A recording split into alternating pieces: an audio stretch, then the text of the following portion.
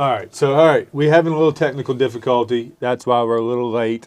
The show had to change today. Derek Nowen was supposed to be here, and his brother has contracted COVID.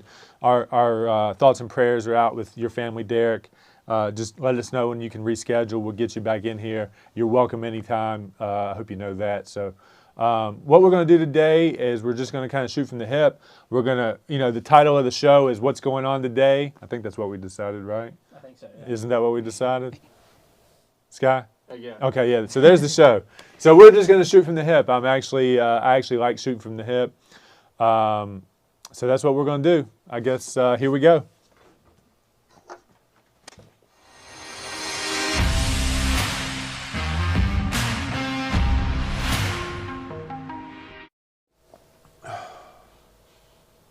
All right, so that was my first live attempt at a intro, which I planned on doing that pre-recorded because there's some anxiety about that, and I kind of sometimes I'm quick to fumble words and uhs and ands and thises and that's, but anyway, I'll let you know kind of some things that are going on with me. I've been a board member of the New River Valley Association of Realtors for a couple years now, and I'm up for re-election. And we've created a video. I kind of just got in front of the camera and did my little video thing, and I want to share that with you guys and just get some feedback on what you think about it. And yeah, we just want some feedback. And this is what we're going to submit to the association for them to judge me on if they want to re-elect me to the board or not. So, Scott, you ready for that? Okay. I got it. I got it. Oh, that's the wrong video. Wait, I thought I had it. I thought I clicked on the... Nope, no, I did not. All right, let me do that one now.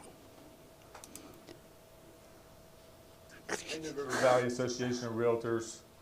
I'm Scott Bunn, and I am running for the board of directors again. And before I get started on kind of my vision on things and what I've accomplished and all that stuff, I just want to thank everybody, the past presidents that I've served under. I want to thank Frank Craiglow for getting me started on the MLS committee.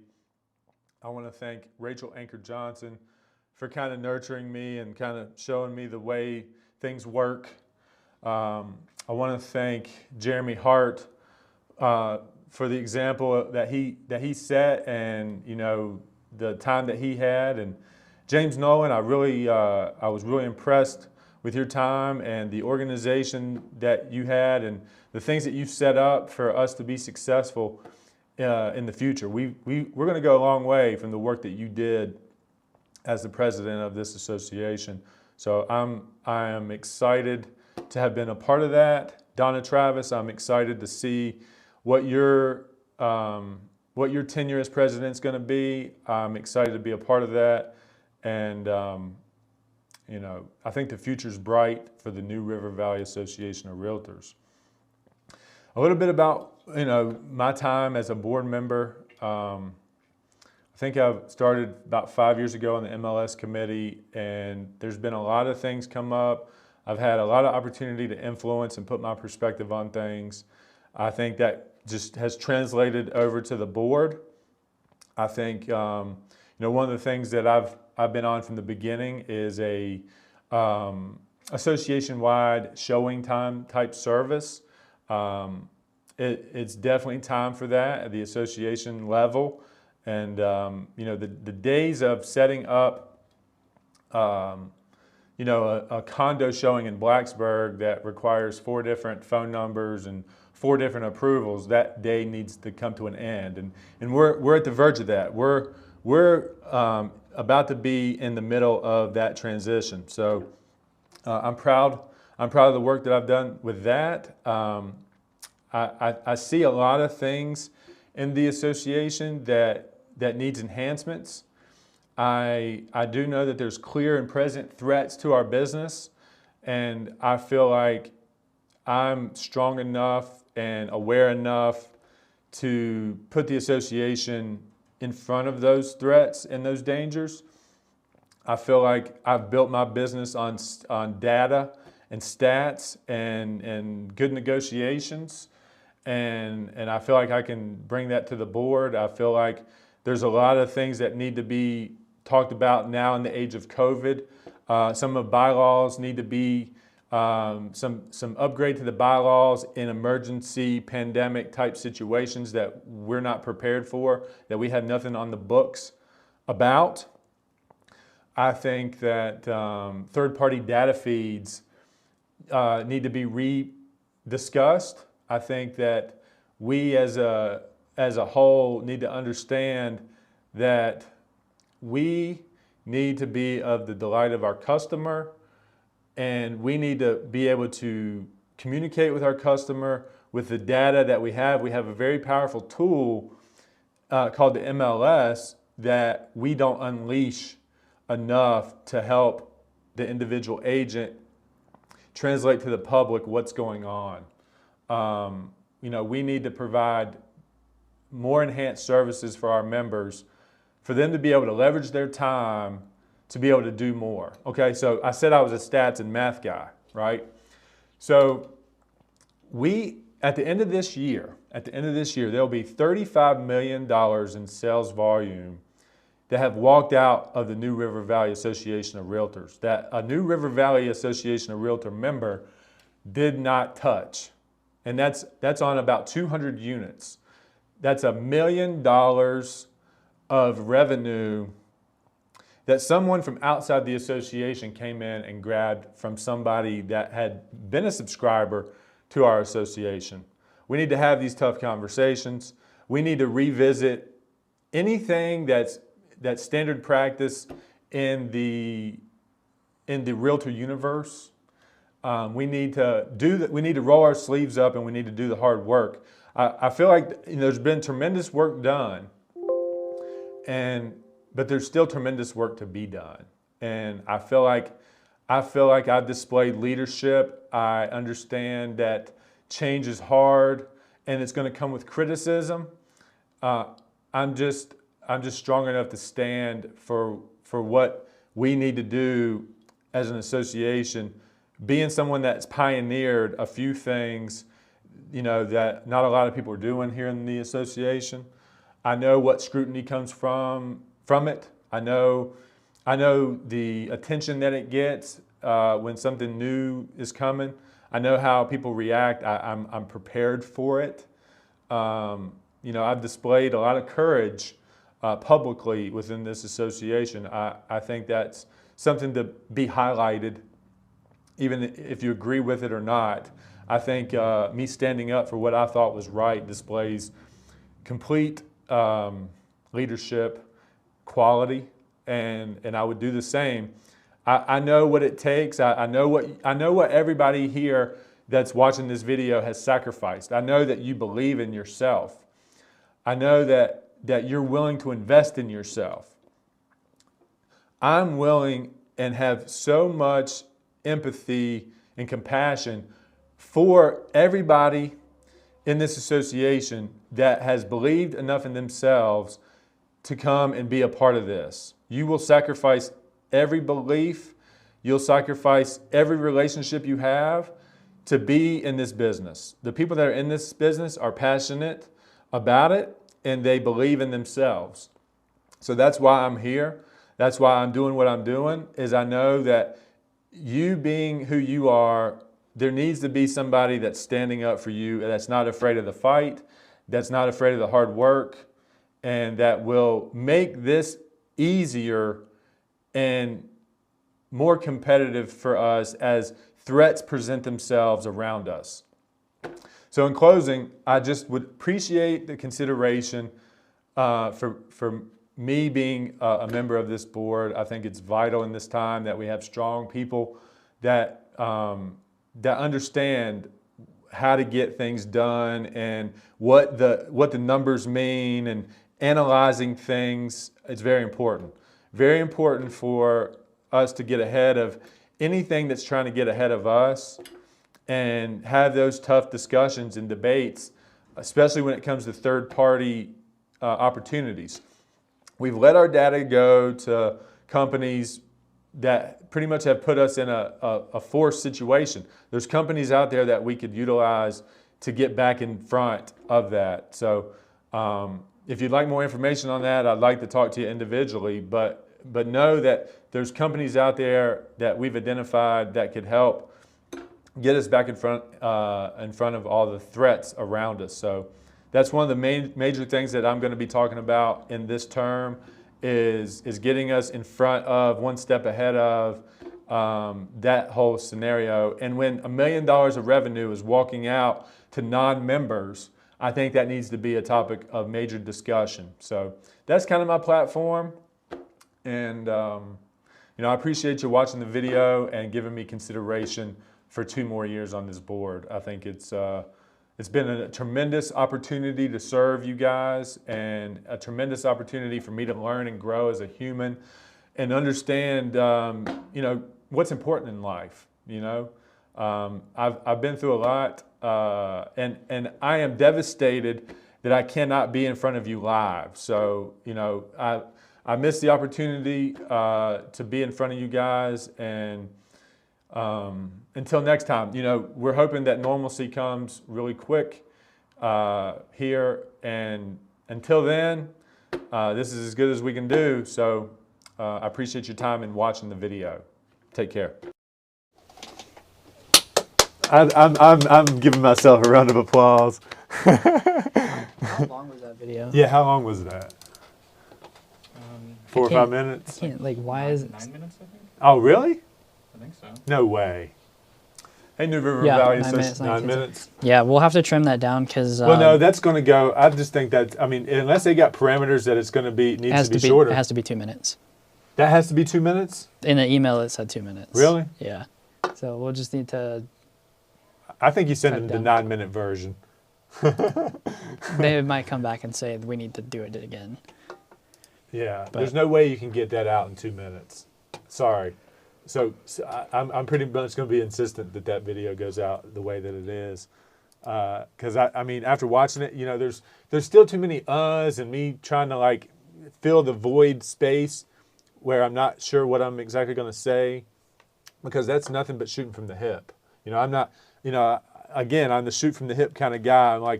I'm pulling from my heart, in these moments to try to put out things that I'm feeling and what I want to accomplish and everything like that. So, that is a pure video right there. That's, I agree. So making any edits right there just takes away from the impact I'm trying to have. So just ship it into them. And if they don't want to accept it, then we'll try to, we're going to try to force that in. We're going to just kind of ram that one down, see if they'll put that out there. Yeah, Christy says that, that's going to be one thing that, Christy, I know you're watching. That's going to be the immediate thing that we do after we're done here. So that video is going to go out, but it'll be to them before the end of the day. No, I think it was good. I think you brought up a lot of good points that need to be addressed. So, because we've already talked about Zillow coming in and being their own broker. Yeah. So that's definitely a big threat. So I definitely think trying to get ahead of that is smart to do that right now. Yeah. This showing service thing for the association. 10, 15 people use this showing service called Showing Time right now. Mm-hmm. We're going to be looking at another product from another vendor that looks to be better than that. But for us to not have utilized that before now is silly. What makes it better? All right, so imagine having to call 4 different people and get approval from 4 different people to show one particular home. Okay. Now you have an app on your phone, you find the property, you hit request showing. The request goes automatically to the people. Mm-hmm. They get to approve or deny. And if it's a tenant, if they get 24-hour notice, they'd have no say. They just got to let it go. Yeah. So and then number 2, the threat of something going wrong between me trying to call these people. What if they don't like the tone that I talk? They're going to get in my way. I don't want to know their numbers. I don't want to know who they are. I just want to hit a button, let that information go, get approval or denied, and then show up. It's just so much easier, and it takes far less time. So when you're talking about leveraging our time to do more for more people, that's a vital program to use. Like a showing service that's available for the entire association should have happened 4 or 5 years ago, you know. So I just encourage this association to keep moving the ball forward and using the revenue that we generate from our members to enhance the experience, you know. You talked about like having COVID-19 parameters, or not COVID-19, but just like emergency parameters in that, like in case like another virus was to break out. What would you do differently? Okay, we have nothing on the bylaws that say we can have an emergency. Like we're getting ready to have this, but our bylaws say we have to meet in person. Right. So we're not really adhering to our bylaws because there's nothing on the books. I gotcha. So it's like a legal standpoint where it's like, okay, what do we do if somebody about this contests this result, gotcha. You know, what we're thinking is that the attorney's telling us no judge is going to rule that it wasn't valid because of the time we're in. And who's really going to challenge it? But really, we're not following the bylaws of our association. So we need to have those bylaws in there, and it really needs to be a super majority.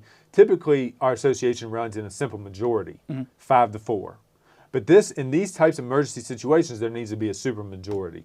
And then those are the type of things I'm going to be talking about with these people. Yeah. Is like how we need to handle these extenuating circumstances that we had obviously not prepared for. So. Makes sense. Yep. Well, speaking of not preparing for anything. Right. So like our podcast is kind of all over the place. I just kind of threw in things that I was like, oh, we could talk about this. We could talk about this. Yeah. So, and we were talking about COVID-19. So let's talk about work from home. Yeah. All right. So we kind of just threw a bunch of stuff together from work from homes. I saw an interesting comment on LinkedIn the other day when I was doing some organic engagement that caught my attention. So I want to bring that up. But so right now, a recent survey of 100 CEOs, or hundreds of CEOs, found that nearly 70% of them were planning to permanently cut back on their office spaces. Facebook, Twitter, Zappos, and Slack expect that half of their workforce from home is going to be in the future. That's not worded right. Half of their workforce is going to be at home in the future. There we go. That makes more sense. And then didn't Twitter also say that any of their employees that want to work at home can work at home in perpetuity? I think so. Yeah. Yeah, I think so. Yeah. Pinterest just paid a huge lump sum to get out of their downtown building in San Francisco. They paid $90 million to get out of their lease. $90 million just to get out of a lease. Wow. That's I wonder insane. what the lease terms were if they were happy to buy out at 90. You know. Yeah, that's well, downtown San Francisco. You got a big company. I don't know how many people work for them, but I imagine it's probably a lot. So I mean, that's a lot of space that you need. You know, if they can do that, then they are doing really well. Yeah. Like how are they that cash solvent? Is Pinterest owned by Facebook? No. No, they're their own thing, right? Yeah. Okay. Yeah. So I don't know. Yeah. So and then employers say they're going to save an average of $11,000 per employee per year if they're allowed to work from home. So I know I saw a thing from Microsoft the other day. This is where the comment came from on LinkedIn. Microsoft is allowing their employees to work from home permanently if they want to. Now, there's a few like rules and standards that they have to follow. It's like certain employees can work from home. Certain employees do have to come into work depending on what their job is. Yeah. And those employees that can work from home, it's like a majority of their week can be spent at home, but like part of it has to be like you have to come into the office. So it's like if you work the 5-day work week, you would stay at home for 3 days and then come in for 2 days. And I don't know how they determine which days you come in, which days you don't. I guess it's dependent on your department manager. Right. But so I thought that was pretty interesting. But they're also going to allow the employees that can work from home, they're going to give them a fund to like renovate their home office so that way they can do everything like super efficiently instead of just doing everything off of a laptop, I guess. Yeah, I mean, you know, the reason why I took this space is because I knew there was a dynamic and people that I might hire want a space that they can leave their home and come to and feel like they're being maximum productive. Mm-hmm. You know, so like I'm wondering how the statistics will show up when it comes to productivity and turnover from the people that actually start working at home. And if they're not as productive as they once were, how are they kind of going to hold them accountable to the level of production that they expect? Yeah. You know, I actually remember seeing a stat that came out like right around the time that this all started, where people were working from home, and it was like it was actually kind of surprising. Younger people were more productive at home than people that were in like, I think it was like 45 plus. Yeah. Because once you started getting around that age, I think it became like a technical learning disadvantage. So because people that are older, might not know as much about technology, so they were struggling being productive because Right. they couldn't figure out how to work from home efficiently. Right. But at the same time, like, were the younger people lying, and they were just kind of doing whatever they wanted at home and then kind of doing the work? I don't know. But I mean, how productive are you actually going to be in a normal day at the office anyway? Let's just think about it. Okay, you get to work, you get settled in. That's probably the first 30 minutes. You're just kind of getting here, getting unpacked. That's 30 minutes. So then you're productive from, let's just say your workday starts at 9. okay, So you're unpacking until 9:30 and kind of getting your coffee and whatever else it is you're getting. So from 9:30 until lunch break, you're productive. 2.5 hours, 3 hours maybe. something like that, yeah. Okay. So because probably the last half hour before lunch, you're thinking about what you're going to eat for lunch. Could be, yeah. Right? Could be, yeah. That's how I would be. Yeah. So then you got an hour worth of lunch. And then you're kind of getting unpacked back from lunch. You're kind of getting started to be productive again. From the time you start after lunch until about the hour left mark of your day, you're probably pretty productive. But then the last hour of the day, you're like thinking about what you're going to do when you get home. Right. So Yeah. so realistically, out of an 8-hour day, 5.5 of it might be productive. True. But So- if you're at home, could you be more productive? Because then you cut out some of that stuff. Right. You're not having to unpack. You kind of just sit down at your workstations, get to work. Yep. You're not traveling. Right. You're eating lunch at home, so you kind of already know what you're going to eat because you already bought it. Right. So, I mean, you got all that, and then you don't have to think about going home because you're already at home. So, could you be more productive?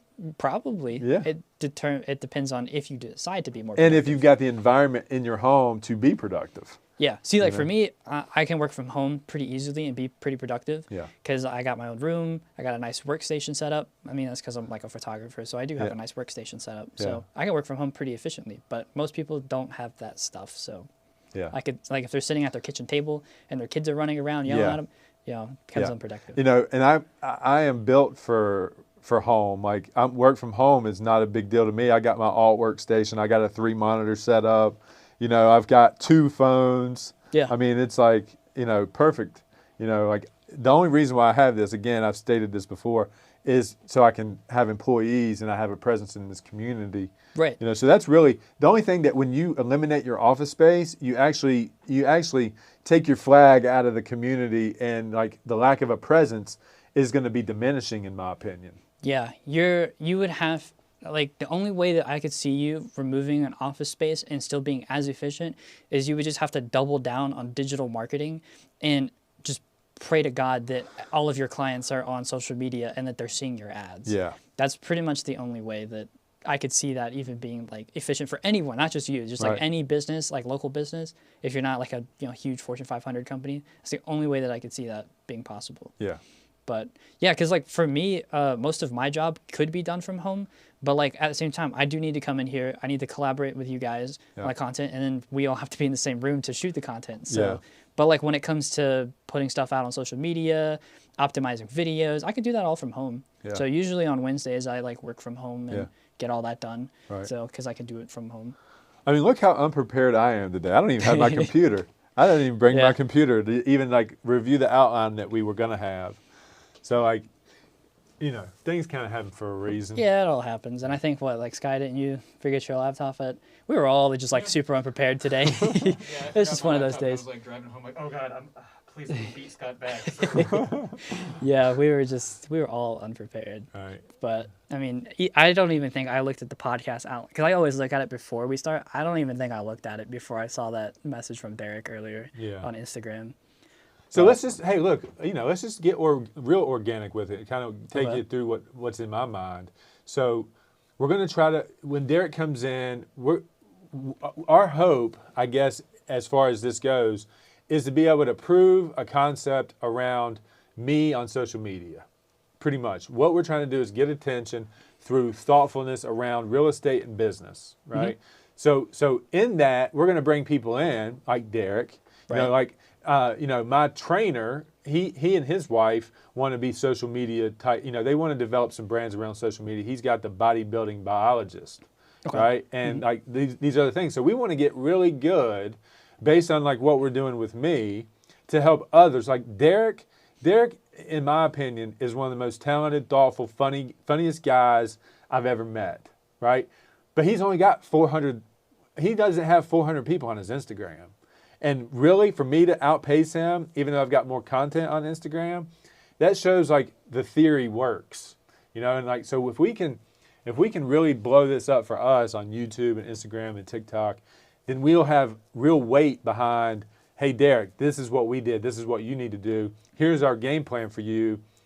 Go execute that. We'll help you where we can, and these are our fees to do it. Yeah, right. Because like right now, it's really hard for us to come and say like, look at what we're doing. It's proven to be effective because in the grand scheme of things, our numbers are really low. Yeah. But on the opposite side of that, I've sat through the classes, I've listened to the people, I've gone to school for this. It's like, and I'm like building these strategies because like the strategy that I would prepare for like Derek and even like your trainer, all three of you, I would build your social media strategies completely differently. Oh yeah, definitely. Because like for Derek, like, okay, like for you, for example. So for you, like your social media strategy is like Facebook advertising, right? So that's like where you do a lot of your business. And I'm trying to move more towards like LinkedIn because LinkedIn's used for a lot of business to business work. Yeah. So business to business could be you helping sell like giant pieces of land or something like that for businesses looking to, expand, do whatever they want. Yeah. So LinkedIn and then Instagram and YouTube is kind of where we do like the for fun content, I would say. Like that's where we do our podcast. That's where we get our name out on Instagram. But like for Derek, well, and like TikTok for you is more like, I would almost say funny / informative. So like you would give pieces of advice out on TikTok, be like, this is what I would do in like this span of like 60 seconds. Right. Like that's the plan that we're working on for you. But like for Derek, his TikToks would be a funny bit that's like 60 seconds or less. Yeah. Instagram is going to be where he thrives because Instagram, is where you see all the like the entertaining content.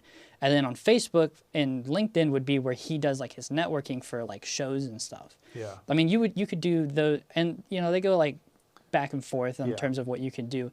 But like when you get down to the core of it, that's where it would be.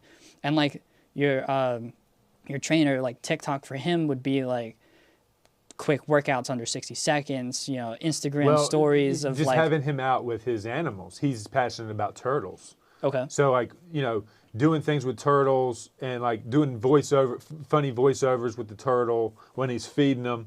Like he's got this video that he put on his stories with a turtle eating a carrot. Mm-hmm. And it was hilarious. I mean, the turtle snapping off the carrot and him kind of giggling in the background where you couldn't see him. It was hilarious. It was funny. If that was on a proper channel, it would have gotten tons of views, and then he could have drove them to YouTube or Instagram or wherever he wants them to monetize. Right. He can even monetize on TikTok. I mean, I think the level of attention and reach on TikTok right now is probably where everybody needs to start because you can actually be the next, Dogface 420. With the cranberry juice and a skateboard. Yeah. Like that was amazing what he was able to accomplish. Yeah, no, I definitely think right now biggest like social media drivers are like TikTok. If I had to pick a second one, it would be between Instagram and YouTube. Yeah. But like, see, it all depends too on like where you have the most attention. Where you have the most attention is obviously where I would start first. Like for you, you have the most attention on Facebook right now. Yeah. Because that's where all your advertising dollars are going. Yeah. So Facebook is the main driver. That's what drives traffic to YouTube, Instagram. Well, Instagram's I've kind of gotten it to the point where it's kind of self-sufficient. It's doing its own thing. Yeah. But like TikTok, it drives traffic to TikTok when I put out the follow me on TikTok on there. So it's all dependent, and I would have to like talk with Derek on like building out a strategy. I'd be like, okay, what's your biggest platform? And then for him, I'd be like, I need you to focus on TikTok, and if he's not spending money, but like for you, you're spending money, so I would say focus on Facebook and Instagram, and then drive traffic to the other places. See, we're trying to do two or three different things.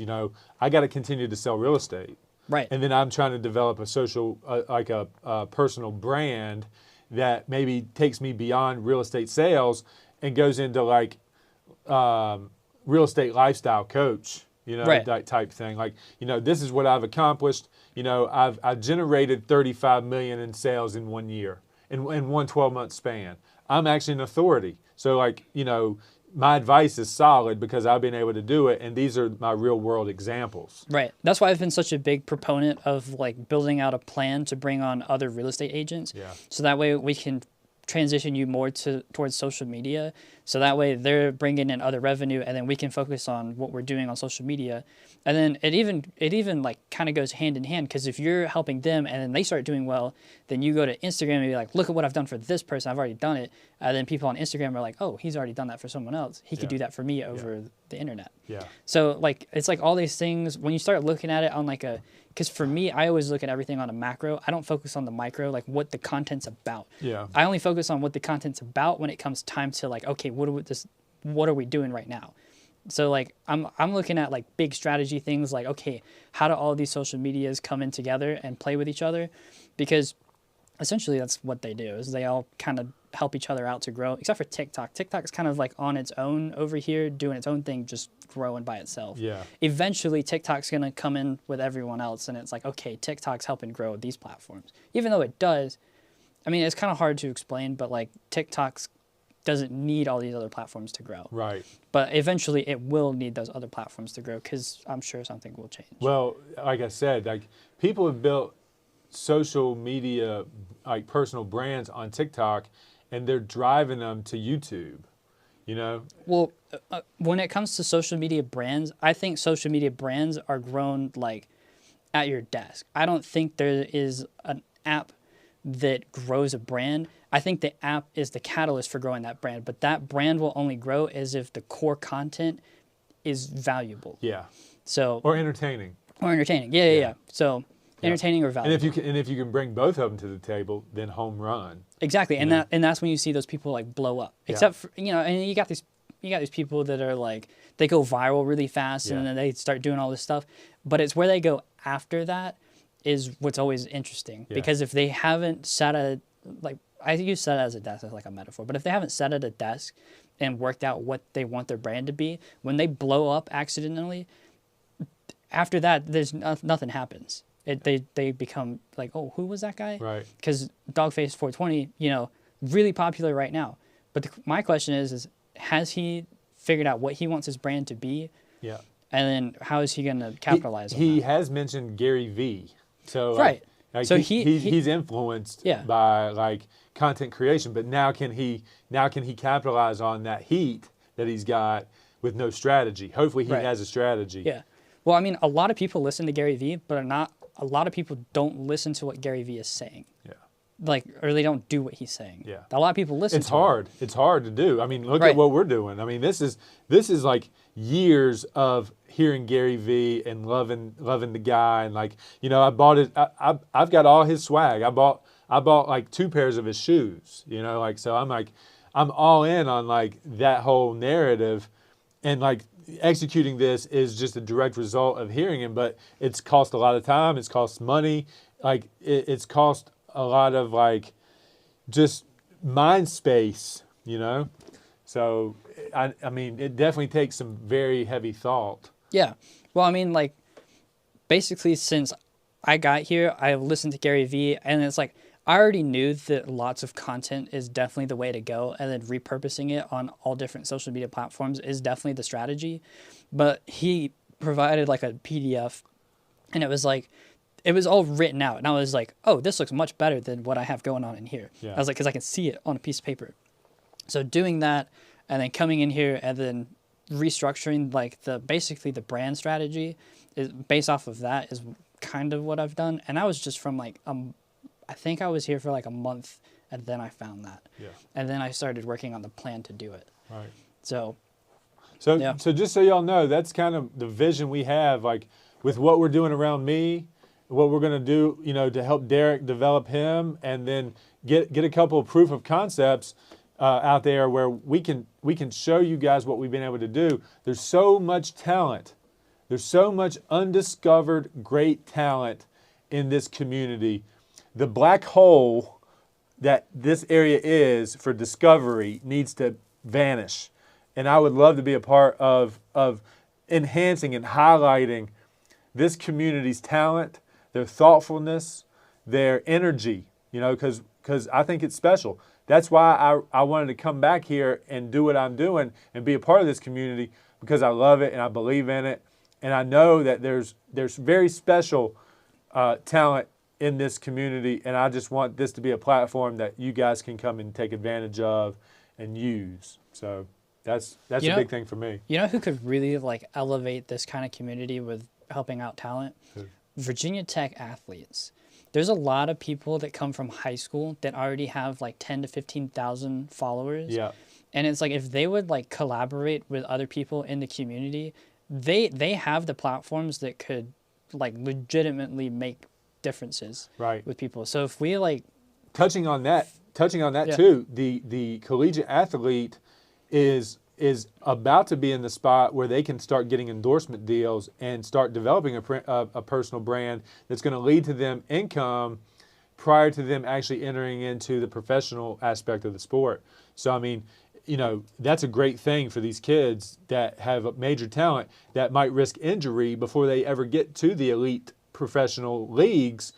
So like Tim Tebow as an example. Mm-hmm. If Tim Tebow as a quarterback of Florida, the last 2 years of his collegiate career, if he could earn endorsement deals and sponsorship deals and develop a personal brand, Mm-hmm. he would be worth so much money where he wasn't able to get that at that time. His demand once he entered the NFL started to diminish.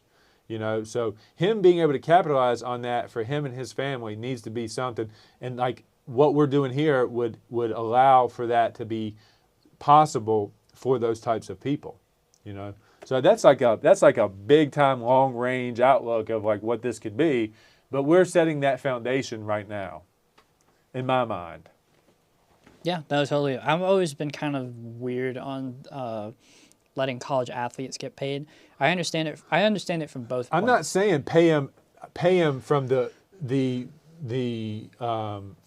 university's not paying them. The taxpayers aren't paying them. No, I know them being allowed to accept brand deals. Yeah. So them getting paid, them getting a paycheck for being an athlete. The Yeah. sole fact Nike, that Adidas, the whatever. sole fact that they're an athlete. But I think if they do that, they shouldn't allow them to get scholarships. They should allow them to go and play for their team, but they don't give them scholarships. And if they do give them a scholarship, I like that. It's only $1,000 just to get them in the door. So here's the thing: the lower level talent that would make the roster, they couldn't survive. They couldn't front their tuition.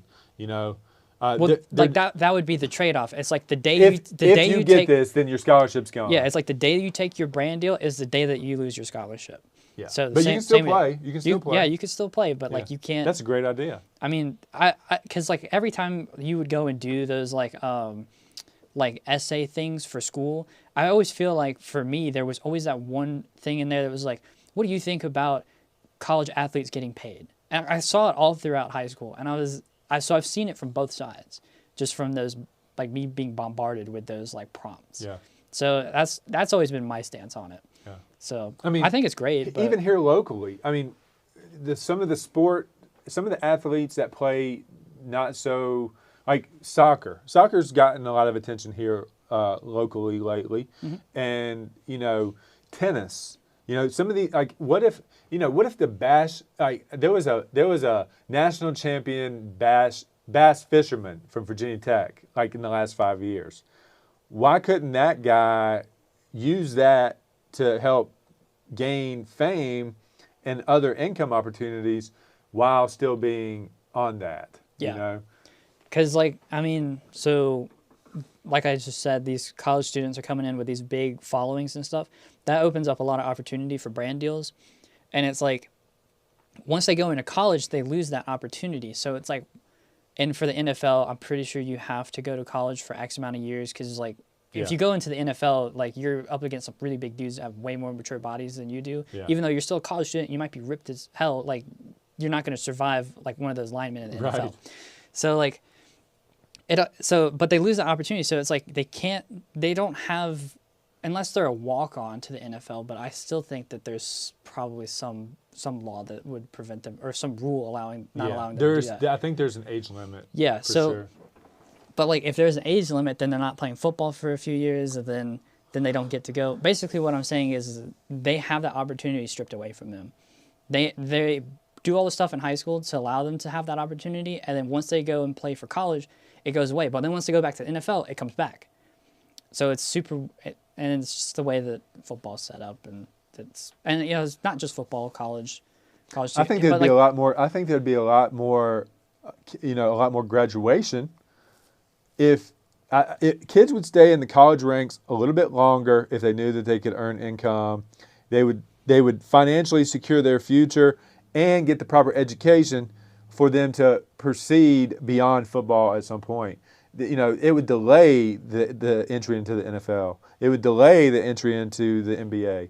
It would actually incentivize them staying in that institution a little bit longer. Yeah, I think. But at the same time, you have to look at it from the retirement aspect. So, because like when you're an athlete, depending on what sport you're in, like we'll just take NFL for example, because that's like the big sport going on right now. An average retirement age for someone in the NFL is probably in their upper 30s, like 37, 38 is when you start to see them retire. There are some that go longer, there are some that go shorter. I think if they're staying in college longer, then their actual NFL playtime gets shorter, and then those big contracts that are like hundreds of millions of dollars could go away. So you definitely have to like see how great of a prospect you are. Yeah. Like you're going to be told what type of prospect you are through your performance and through the combine or whatever. Yeah. So like if you go into that and you're a lottery pick, right? Like the first 15 type first round pick, you probably need to go ahead. Because you're going to get far more money from a salary in these brand deals. Probably. Yeah. But if you're a mid-tier third rounder, but you're just super popular in your community, I always think about like Dennis Haley. You don't know who that is, but he's from Salem. He went to UVA. He played for the Baltimore Ravens, but when he was at UVA, he was a lot more known and a lot more popular throughout the state of Virginia than he was. Like, a lot of people don't know that he played for the Baltimore Ravens. So he played like 5 years for them. So like he would have made a lot more money as a linebacker for UVA, then gotten into the NFL, he'd have still been able to make the same stuff. He'd have been able to capitalize off that, and actually probably he could maybe still be in the the camps or the football business today, right? So if he would have built that brand the way it would have been affordable to do so for him, where he could have earned income and set some things up, but he's gotten into the entrepreneur space too. So he's another person that I'm thinking of here locally that wants to be, motivational and like show kids the way to the NFL. I think that'd be awesome to bring him on and make, have people be more aware of like what he offers, to like the strategies and the understandings of what he knows about getting to the NFL. Yeah. That'd be awesome. I'd be pretty interested in that because I've always been under the impression that getting to the NFL is a lot of practice, but there's a little bit of luck involved. Yeah. Like, because some people are just born to be athletes. You have to know the theory. You have to know, it's like being on the PGA Tour. There's golfers out there that play just as well as the golfers on the PGA Tour. But if you don't understand the ranking system and the qualifying system, I see what you're saying. Okay. Yeah. So the people that are like really good athletes but haven't figured out how to get there yet. I see what they you're saying. need to have an ambassador. They need to be shown the path that they got to walk, and hard work and dedication. Once you know the path, really plays a factor. I feel like for golf, for example, could be. I'm not gonna. Easy is not a good word to use in this sense, but like we'll just use it for the sake of or for the lack of a better word. It would be kind of easy to figure out how to get there because all you would have to do is go and look at the careers of the people that are already there and be like, okay, what did this person do? What did this person do?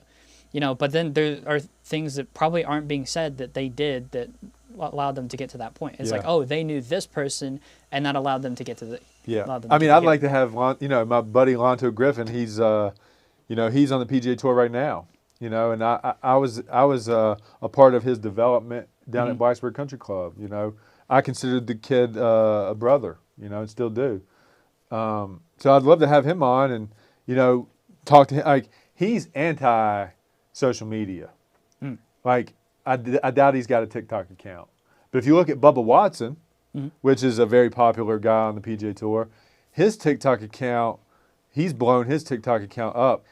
He is very beloved because of what he's been doing on TikTok. Is your friend just anti-social media because he doesn't like all the crap that's on it, or It's is it distraction. he just doesn't understand It's it? distraction for him. Distraction. Okay. Yeah. But he knows that, you know, he knows that that's a integral part, because I would think that he would want these sponsorship deals and these brand deals. You know, he wants the Rocket Mortgages, you know, and the Toyota, and like he wants the big brands to supply him with opportunity. Why hasn't he just hired like a He has. company to do it? He's got a management company. He's got a management company. But they're not doing anything with him on social media. They are, but they're not pushing him to do more.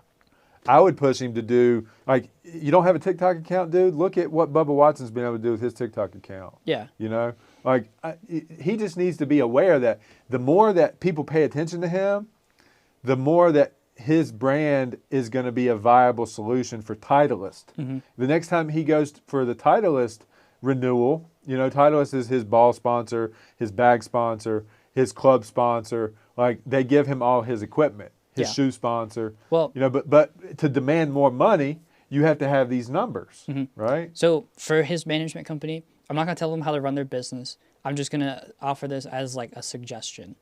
If they would just record videos of him just doing his everyday life, Yeah. and then like just don't have him do anything personal, and then grow it that way. Yeah. Just like him on the golf course practicing, or him like on Well, tour. they do that. Like, There's a lot of him on Instagram just hitting the right. golf shot. Well, what I'm saying is like you just take that content, put it out on all the social medias, every platform that's available, except for maybe LinkedIn. It might not do well on LinkedIn. Yeah. But I mean, maybe in the future, LinkedIn's shifting, but that's a whole other story. Yeah. But then just put it all on there, and then just double down on it. Just put in some advertising money into it to get him blown up, so that way he's showing up on sponsored posts. Yeah. And then just wait for it to start blowing up, and then once it starts, be like, look at what we've done for you. Do you want to do some personal videos now? And it's like, look, this is what's happening, and maybe like try to swing like some sort of sponsorship deal there, and be like, look, this person wants to pay you this. Yeah. And they want to give you this item. I'm not going to say it's going to be Toyota giving them a car, Right. but I mean, it's just like a small company doing something. Honestly, It's like, I'm not saying that they're doing it wrong. I'm just offering that as a suggestion to, like, if they really wanted to blow him up on social media, they could. Yeah. That's kind of what we're doing for you. Yeah. So if you've seen, I don't know if you've seen any Bubba Watson content, but he's got these things that he does, and then when he pulls it off, and it's like the spectacular thing, he ends the video by saying, "You're welcome," and it's hilarious. It's hilarious. So like if Lonto came up with something sticky, something that was funny, entertaining type thing, we had this running joke back in the day, of like, be a playmaker, or something like that. Like if he did something like that and at the end of the video said playmaking, or something, like he drained a 30-foot putt and walked by and said, that's a playmaker for you, or whatever. Like, I just think he's got an opportunity to have people come to the tournament just to see him. Mm-hmm. He's got a marketable name. He's got this unique thing that's him that he needs to capitalize on. Wow, I mean, he's a Blacksburg legend. I mean, the first person in this area to become a PGA Tour pro, instant legendary status here locally. Now, if he could win a major, if he could take down the Masters, which he's going to be in a week, that's like, these brand deals will come, But if he had already had 100,000 followers, he would have been a lot more leveraged when he does that. Probably. Yeah. I mean, I understand it from his point, where it's like he just wants to focus. He just wants to play. He just wants to focus on golf, and I get it. Yeah. I mean, there's a lot of athletes that are just like, I just want to focus on playing. Yeah. But it's like, and it's not going to become regular for him until they've already like kind of pushed him in that direction and be like, look at what we've done for you. So he's not going to do it until it becomes habitual. And then once it's like, oh, this is like a necessary thing of what I'm doing, then he'll probably be more likely. But right now, if he doesn't see it, totally understand. There's a lot of people that don't understand social media and like what it can actually do. Yeah. So, and I totally get that. So I'm just throwing that out there as a suggestion. Yeah, I mean, I think you should look at like how often he posts. Like I said, I'd like to have him on here. I'd like to like get him in via Zoom and like talk to him just to catch up. And I think it'd be entertaining for the local community because he's a Blacksburg High graduate, you know, that's on the PGA Tour, you know. And I feel like if one, you know, and this is the philosophy that I live by. If he can do it, there's others in the area that can do it too. Yeah, know? 100%. Yeah. I remember there was, oh shoot, I can't remember his name right now, but there was a kid from Blacksburg High School when I was going there who was a grade below me, and he was doing really well in football. He helped us win like state championships one year, which was like the first time they'd done it in forever. Yeah. Cole Beck. He Yeah. plays for Virginia Tech right now. Yeah. So I don't know anything social media wise that's happening with him, but he was another one. And that would be a perfect guy that's probably not going to play at the NFL level with his local fame going into college that he could have capitalized on. There's a pretty good chance that he's going to the NFL. What position does he play? I don't remember. Yeah, see, we can look him up though. Yeah. But I mean, I didn't pay too much attention to Blacksburg High School like sports when I was there, but because like I was only there for like 2 years, so I didn't get too invested with it. Yeah. But no, he went to go like Virginia Tech scouted him out, and he was like one of the first. He's a multi-sport athlete. Yeah. So I didn't really think he was like a vital part of the playing time. Like I don't see his name pop up in the stat sheet much. Yeah. So like I think he's more focused on like track and field. Mm-hmm. So at that point, you know, he might be an Olympic athlete because he's obviously an athlete. Yeah. But is he an NFL prospect? I don't know that he is. I don't know. It was enough for Frank Beamer to show up to our game and for him to look at him. Well, yeah. But like I think he goes to all the Blacksburg High School games where they have like a pretty good athlete. Not to take anything away from him, but like I think that if he knows of someone who's like really prominent and is helping win state championships, I think he's going to show up. Well, of course. I mean, you know, he got, you know, Brandon Motley too. You know, all the local talent. You know, if you can't get your local talent, there's a problem. If you can't get your state talent, there's a problem. If you can't get your region's talent, then there's a problem. Yeah. Right? So that's what Virginia Tech is trying to do is like gobble up all the regional talent because we've got some good areas for football. Mm-hmm. You know? Yeah, no, totally. Yeah. All right. How long have we run this one? 52 minutes. All right. I mean, that's not bad. You know, what else? We got a little finisher there. Like on your list of things? What do you want to end the show with? Ooh, I don't know. So we got Apple. They just released a new iPhone, but then we also have the stock market because there's some interesting things going on there. I don't know. What do you want to talk about? Let's talk about the stock market. Okay. So this morning, all stocks across the board were tanking. I don't know what they're at right now. I've been really busy. I haven't been able to check it as much. Yeah. But it's because Johnson & Johnson paused a COVID vaccine. So Johnson & Johnson, everyone knows who they are. Very big.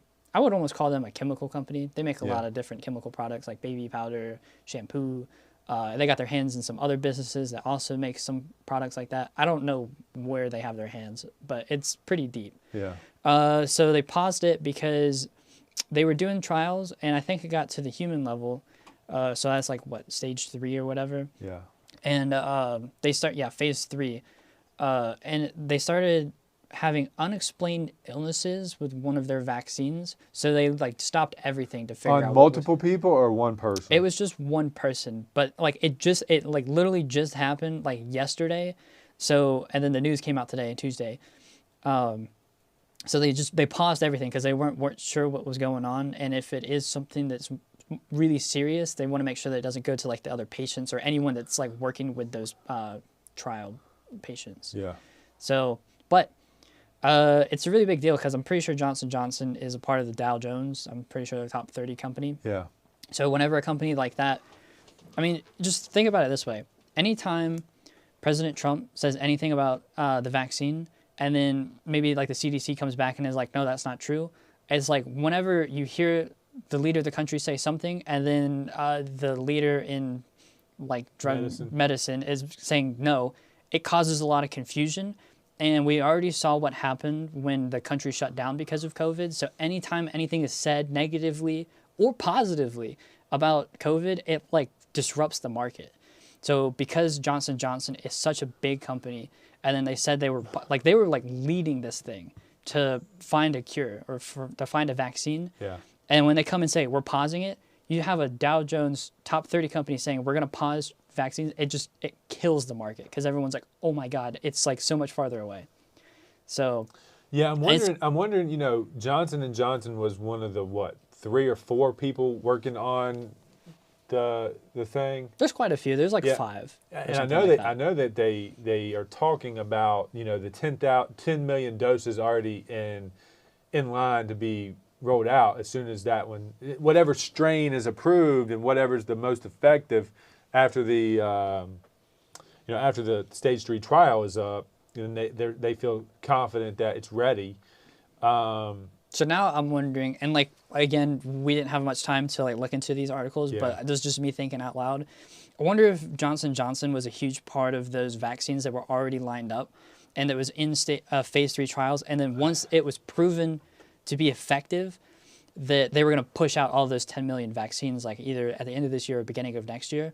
So I wonder if they were a part of that. And then this person started experiencing like bad symptoms, and then now all those 10 million vaccines are like void. I think out of the 3 or 4 companies, they probably all have something that's in production, and then like whatever the allotment that Johnson & Johnson had prepared, they're probably just going to dump those. Maybe, I don't know. I would say like if they're pausing something because of one person, number one, is that the smartest thing to do?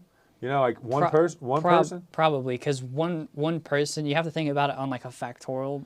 And how many perspective. how many people were in the trial? Well, see, I don't know. They probably won't tell you that until years later. If it was, 1,000, Yeah. then one is too many.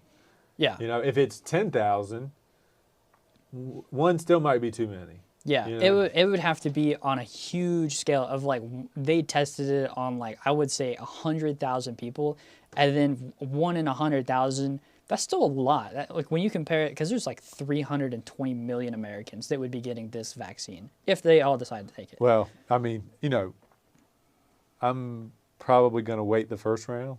Yeah, I'm just gonna wait to see what happens. Yeah. I'll probably be somewhere in the middle, if I take it, Yeah. depending. So Honestly, and this is just me personally. This is my personal view. With the mortality rate the way that it is, I'm probably just as concerned about the flu as I am COVID. So yeah, when you look at mortality rate, everyone's really focused on the actually being able to catch it. I think it's way more contagious than the flu. yeah. But I think mortality rate wise, I think it might be a little worse. I'm not 100% sure though. I want to see the U.S. death toll rate at the end of the year versus the U.S. death toll rate in the last 5 years. That's what I'm really interested in seeing. I think it's gonna be like way down solely because people aren't driving, people aren't interacting with each other. Now, what I'd be curious about is because people haven't been interacting with each other as much, would be what it looks like in 2021. Because you know how like whenever kids go on like summer vacation and then they come back and then like in the fall or winter they all get sick. It's because they haven't been around each other for a while, and someone picked up something somewhere on a vacation and then they brought it back to the school, and then Right. everyone gets sick because they're not used to whatever strand that was. Sure. So I'd be curious to see what happens in 2021. Yeah. So 2020, I think it's going to be down, but 2021 is going to be a weird year because 2021 is going to be the backlash of everything that happened this year. Yeah. I am very interested. I mean, another thing that's happened to us is November here for us, sales volume-wise, has spiked tremendously. You know, I'm on pace for the best month in my career ever in any time. And for that to be November of 2020, I don't know if it's just the marketing tactics coming together, if it's the work we've been doing, it's the hard work that we've been putting in, or just like the people are scrambling and they're buying and they're making decisions because they're uncertain. Mm-hmm. I'm not sure, but I think 2021 will be a telltale sign of like the temperature of this market. Yeah, I think 2021 in like the middle towards the end of it, you'll know what changed because from what I've seen, you've changed a lot of what you've done this year. just in terms of like the marketing strategies that you're using through Curator, and then like everything else that's going on, like low interest rates. So I think you'll know probably like sometime middle of next year. Yeah. So, but it could be a good thing that you did change Curator, because like if Curator's bringing in more leads and it actually does turn out that people are buying up houses really quickly because of low interest rates, it might offset in the middle. So you'd be the same point that you were 2019 instead. And then when stuff starts leveling out, 2022, 2023 is probably when you would start seeing it go back up. Yeah. All dependent. We don't know what's going to happen. Right. There's a whole And eviction honestly, ban thing that they're trying to figure the New out. River Valley here in the real estate market is always reactionary and a little bit delayed from all of the things happening nationally. So like if we start seeing the temperature going across the board nationally, we're like the last affected. That's the great thing about being in a black hole, is that we're protected from the storm a lot of times. And you know, that's kind of a derogatory word. I don't mean it to be a derogatory thing.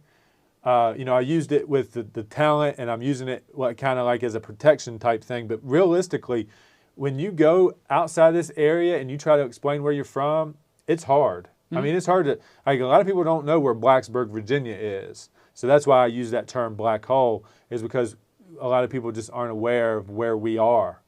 Oh yeah, no, know? I totally agree, because like whenever I moved here from New York, people were like, "Where did you move from?" And I was like, "Painted Post, New York." They're like, "Where is that?" And I'm like, "It's in Corning, New York." And they're like, "Where is that?" And I'm like, "Oh, well, I'm originally from Wilmington, North Carolina." Everyone's like, "Oh, I know where that is," Yeah. because it was the beach and it was a big city. Right. So no, I totally get that. Yeah. Oh, but you just reminded me of like, so there's a few like different parameters that I use to like live my life and make my decisions. Yeah. So when it comes to looking at the market trends, because you were talking about how the New River Valley, you're always like last to see it in terms of like a bigger city. So I think there is like definitely some sort of trickle down effect. So whenever I'm looking at like the market trends, what I'll do is I'll go in and look at like I would take the biggest thing. So I'll go and look at airliner companies. Are airliner companies, so I mean, it's easy to see it right now because we're in like a pandemic. Yeah. So you go to airliner companies. How many companies are buying out planes? Big planes, big like Boeing 747s. They're not making those anymore, but those planes, very expensive planes, like hundreds of millions of dollars, maybe billions. I don't know. Yeah. Billion dollar industry for sure. And then after that, then you go to the next biggest thing. You look at the private jets. How many people are buying private jets right now? Those numbers are harder to find because people are very private about buying private Yeah. jets. Why they're called private jets. Right. So, you know, you try to figure that out. And then after that, then you go and look at the multi-million-dollar houses. Then you look at the million-dollar houses. Then you look at the multi-million-dollar cars. Then you look at the $100,000 cars. And then once you start getting into like the million-dollar cars and people aren't buying a lot of million-dollar cars, that's when you get worried because people are liquidating their assets. So because it's always, unless you're in that big, like you're one of those tycoons, it's very hard to see what's happening in the market because this is kind of conspiracy theory, but they kind of all know what's going on with each other. They're very interconnected. Yeah. So that's what I do. So I think you can almost look at the New River Valley in a sense. So like if Charlotte market starts doing worse, people aren't buying as many homes in Charlotte, you'll probably see that trickle down here eventually. Might not happen as fast, but I think you could look at bigger cities Yeah. based on what they're doing, and then you can kind of see it trickle down. I get that. I do see a lot of migration, though, happen from these small towns to bigger cities. So that's maybe why we don't see it fluctuate the way that the bigger cities do, is because then there's less migration, but then there's probably going to be less demand onto our Virginia Tech. Well, see, now we don't even know what's happening because people are moving away from bigger cities now, are going to smaller So cities. it could be impactful in a positive way in this market. Could be. They could see that Blacksburg, Virginia is like, because I would say here we offer more like restaurants than we did in like Painted Post, New York. Painted Post was more like mom and pop shops, but here there's more of these bigger fast food chains or like higher end restaurants. Yeah. So they might see that coming from Charlotte, they'd be more comfortable moving to a town like this. Right. So we don't know what's going to happen, but I was just like, I heard you say that and I was like, oh, well, that's kind of how I look at market trends. Like I look at the bigger stuff and then I work my way down. Yeah. Because I think in 2020 it was like a Hail Mary, like no one saw it coming. No one knew it was going to happen. So, but I was telling my parents, I was like, in 2020, I was like, I think you're going to start seeing an economic downturn. I didn't think it was going to be as bad as it was, but because I could see that companies weren't buying as many like giant planes because they were pretty happy with it. And once stuff like that started happening, then it started trickling down. And then I started seeing things like, for the car people out there, I started seeing things like Bugattis, McLaren P1s. Those were coming on the market. Some of them were dropping, not Bugattis, but like I think I saw a McLaren P1 drop for below $1 million, Wow. which is a pretty rare thing to see. Yeah. So I started seeing that back in 2019. I was like, Yeah. So I was like, there could be something coming, but COVID came out of nowhere and shut down the economy. So of course that made it happen faster, or maybe it just escalated what was already happening. I have no idea. We don't know if we were already heading down and then this happened and then it made it go down even faster. Right. Or if we were just going to see a steady down. I don't know. Yeah. But same thing with stock market. Whenever I'm looking at buying stocks, I look to see how the big guys are doing. And then if the big guys are doing well, I'll kind of throw something more at like a smaller company. Yeah. So that's what I do. Cool. But I just thought that was pretty cool. Yeah. And, yeah. Right on. Well, again, I want to, at the end of these videos, we want to open it up to like let you guys know that we want you to come and at least present us with an idea if you want to be on the show, if you want to come and be a guest here, if some of the strategies that we have in mind for what what I'm trying to do with my brand, what we're trying to do to help Derek and his brand. Whenever he's in here next, we're really going to deep dive into that and kind of give you, what we think Derek's brand, our ideas around what he wants his social brand to be. Mm-hmm. We don't want to make decisions for anybody, but if you have an idea about developing your social brand, and you want some advice from people that are doing it, then we would love to have you in on the show and help you develop that and see if we can't, help you make an impact. Any questions, we'd love for you to engage. In a couple of weeks, we have plans to simulcast this show on Facebook. We're gonna run live on YouTube and Facebook at the same time. We're trying to figure that out on how to do that. We appreciate you jumping over here to YouTube.